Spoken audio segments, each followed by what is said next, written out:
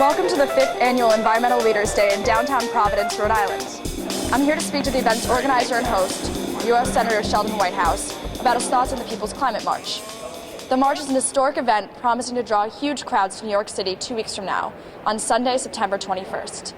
The march coincides with a special United Nations summit convened by Secretary General Ban Ki-moon, who is bringing together world leaders in the city to discuss the need for urgent action on climate change. Senator Whitehouse is an outspoken environmental advocate amongst his colleagues in the Senate, famous for his series of weekly floor speeches, Time to Wake Up, on the realities of climate change. Let's go meet him. Thank you for speaking with us today, Senator. Have you heard about the People's Climate March? I certainly have. Wonderful. Are you going? I'm hoping to. I'm meeting with some environmental leaders in New York around that time, and I'm hoping I can fit in both meetings, but we're still working on the schedule. And now, Senator, you were at the Keystone XL rally in February of last year. Yes. How have you noticed awareness of climate change shift since then, and how do you think this march will be different? I think awareness of climate change is gearing up. You see huge poll numbers among independent voters, Democratic voters, and my favorite poll is among young Republican voters under 35 years old, who, if you ask them about climate denial, say that climate denial is ignorant, out of touch, or crazy. So when you have young Republicans that keyed into the reality of climate change, then we're going to be able to make change of our own. Change is at hand. We just need to put the energy and the effort and the push in so that the polluters just can't get by with ducking the issue.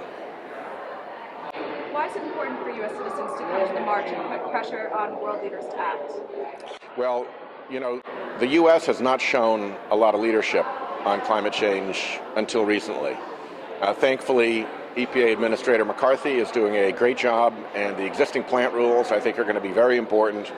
But as a lot of people have pointed out, this isn't just a national problem, it is an international problem. And the world in this, like so many other areas, looks to the United States for leadership. So it's really important that U.S. citizens keep pressure on the U.S. government to lead the kind of international charge that we need to solve this problem before it gets to be too late and degrades too much of our environment and our way of life. Why is this march something that young people should care about? Well, young people are going to inherit the earth that we leave them. And if you look at the direst consequences of climate change, they start to kick in 40, 50 years from now, when teenagers are going to be still very active, very healthy, but they're going to be looking out at a very different world if they don't act now.